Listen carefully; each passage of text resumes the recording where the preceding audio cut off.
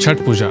अगर ये नाम सुनते ही आपके दिमाग में बिहार का नाम आता है तो आप कहीं ना कहीं गलत हैं, क्योंकि छठ पूजा अब जो है वो अब सिर्फ बिहार तक सीमित नहीं रह गया। ये अलग क्षेत्रों में भी मनाया जाता है और अब तो आप देख सकते हैं कि पूरे बिहार, झारखंड, यूपी और पूरे पूर्वांचल में मनाया जाने वाला सबसे बड़ा पर्व बन चुका है। और अगर हम बात करें इस पर्व की, तो इस पर्व को जो सबसे खास बनाता है वो है कि इस पर्व में कोई ऊंच नीच नहीं होता, कोई अपना या फिर कोई पराया नहीं होता, कोई जात छोटी या बड़ी नहीं होती। तो ये जो चीज़ है इस पर्व को बहुत ही खास बनाती है।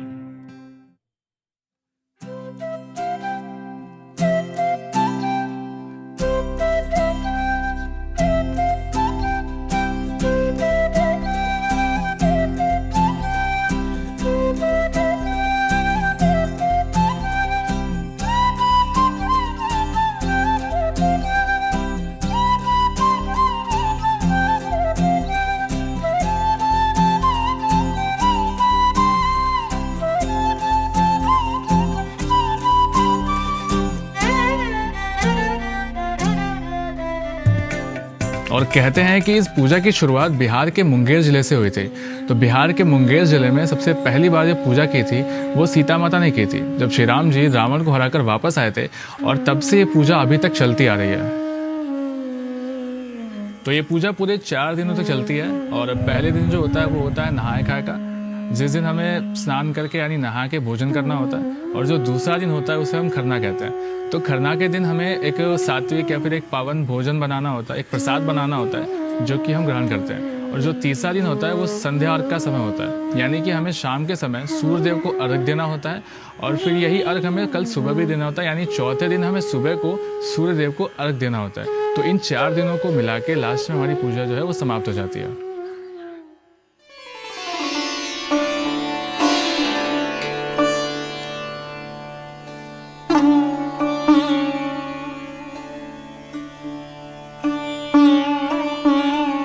तो इन 4 दिनों में से जो सबसे पहला दिन होता है वो होता है नहाए खाए का। जैसे कि मैंने बताया कि नहाए खाए का दिन हमें खुद को स्वच्छ करके, खुद को शुद्ध करके यानी स्नान करके ही भोजन करना होता है। तो ये जो चीज़ है हमें बचपन से ही सिखाई जाती है। हमारे माता पिता ने हमें सिखाया होता है कि पहले हमें स्नान करना होता है यानी नहाना होता है, उसके बाद हमें भोजन करना होता है। पर ये जो चीज़ है वो अब कहीं ना कहीं कम होती जा रही है और लोग इस चीज़ को अब फॉलो नहीं करते हैं। तो छठ हमें ये भी सिखाती है कि हमें खुद की स्वच्छता रखनी चाहिए और स्नान करने के बाद ही भोजन करना चाहिए। तो छठ एक ऐसा महापर्व है जिसमें साफ सफाई का बहुत ही ज़्यादा ध्यान रखा जाता है। तो जैसे कि जहाँ से ये छठ शुरू होती है, यानी अगर हम अपने गांव की बात करें तो हमारे गांव में जो रास्ता शुरू होता है और वो जब घाट तक जाता है तो वहाँ से लेकर अंत तक जो पूरा जो रोड होता है उसको पूरे अच्छे तरीके से साफ़ किया जाता है। क्योंकि जो व्रत रखती हैं माता या फिर जो भाई लोग हैं तो वो क्या करते हैं कि नंगे पैर चल के आते हैं, तो उनको कोई दिक्कत ना हो। तो इसलिए हम जो घाट है वहाँ पे भी बहुत सफाई रखते हैं और रोड्स को भी पूरा अच्छे से साफ़ करके रखते हैं, ताकि ये कंकड़ या फिर कुछ भी उनको दिक्कत ना करे और वो आराम से ये पूजा को संपन्न कर पाए।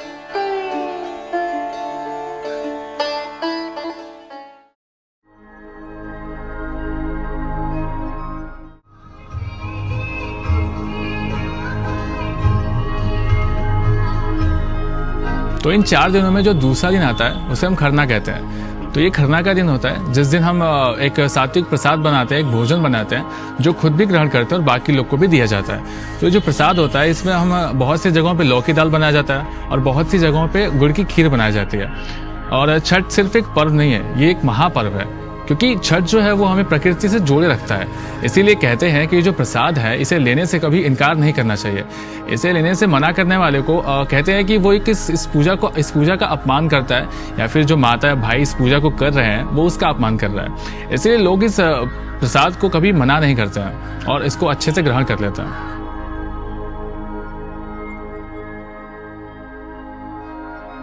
और आजकल देखा जाए तो ये पूजा महिलाएं ज़्यादा करती हैं और जब पुरुष है वो कम करते हैं। पर जब सीता माता ने ये पूजा की थी तब श्री राम जी ने भी उनके साथ ये पूजा की थी। वो कहते हैं ना, अर्ध आंगिनी, मतलब पत्नी जो है वो पति का आधा अंग है। तो मेरे मानने में ये है कि ये जो पूजा है वो पुरुष को भी उतनी ही करनी चाहिए, उतना ही साथ देना चाहिए इस पूजा में जितना एक पत्नी इस पूजा में साथ देती है। और छठ को एक महापर्व इसलिए भी कहा जाता है, एक और कारण है इसका, बहुत ही एक मेन कारण है कह सकते हैं, कि जो छठ में आप कितना हो दूर रहे, जब छठ नज़दीक आती है तो ये छठ आपको एक चुंबक की तरह खींच के लेके आती है और अपने घर आते हैं और परिवार के साथ इस छठ को मनाते हैं। तो ये एक अलग ही कह सकते हैं, एक अलग ही फीलिंग है, एक अलग ही इमोशन है जो छठ हमें दिखाती है और हमें महसूस कराती है।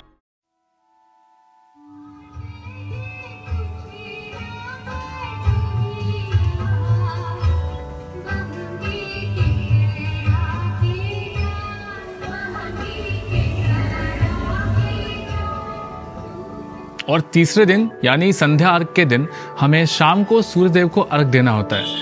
और आपने बहुत सी जगहों पे या फिर बहुत से गानों में ये देखा और सुना होगा कि ढलते सूर्य को बहुत ही डिमोटिवेटिंग तरीके से यानी एक प्रेरणाहीन तरीके से दिखाया गया है, एक एंडिंग की तरह दिखाया गया है कि ढलता सूरज एक अंत दिखाता है। लेकिन छठ एक ऐसा महापर्व है जहाँ पे इस ढलते सूर्य की भी पूजा की जाती है और ये जो चीज़ है इस पर्व को बहुत ही महान बनाती है और सबसे अलग बनाती है।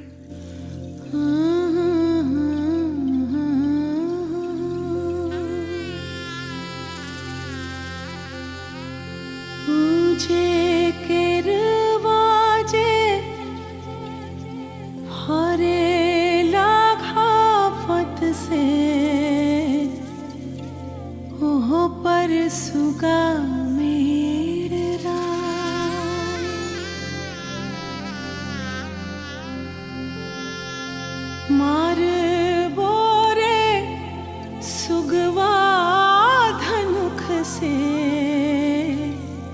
सुगा गिरे मुरझा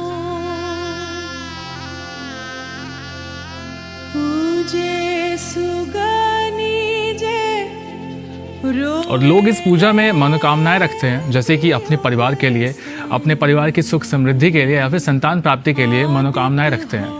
तो जब ये मनोकामना पूरी हो जाती है या फिर जब उनकी इच्छा पूरी हो जाती है तो लोग एक एतवारा पर्व रखते हैं। और जो लोग इस एतवारा पर्व को रखने में सक्षम नहीं रहते हैं वो दूसरी मनोकामना रखते हैं, जैसे कि अगर मेरी कोई इच्छा या कोई मनोकामना पूरी हो जाती है तो मैं बाकी सारी डलियाओं में एक एक फल चढ़ाऊँगा या फिर एक एक फल दूंगा।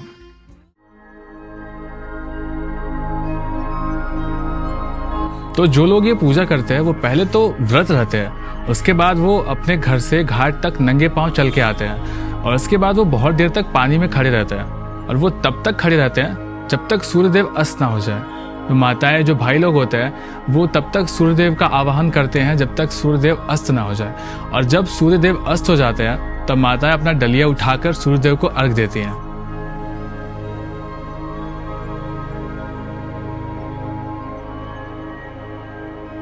और इस छठ महापर्व में एक पकवान बनाया जाता है जिसे हम ठेकुआ कहते हैं। वो ठेकुआ जो होता है वो शुद्ध घी और गुड़ से बनाया जाता है और यहाँ पे हम चीनी का इस्तेमाल ना करके गुड़ का इस्तेमाल करते हैं, क्योंकि गुड़ को पवित्र बताया गया है, इसलिए हम गुड़ का इस्तेमाल करते हैं और ये प्रसाद तैयार करते हैं और छठ मैया को चढ़ा दिया जाता है।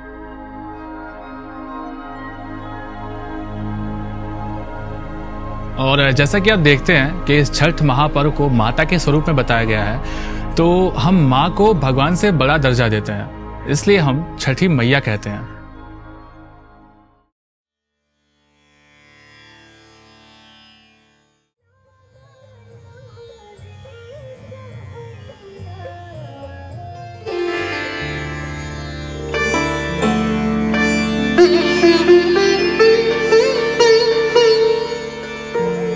और इस चौथे दिन यानी सुबह के समय माताएं फिर पानी में खड़ी रहती हैं और वो तब तक खड़ी रहती हैं जब तक सूर्यदेव उग ना जाएं। और उस नवंबर के महीने की कपकपाती ठंड में वो सिर्फ बस उस सूर्यदेव की एक किरण के इंतज़ार में रहती हैं।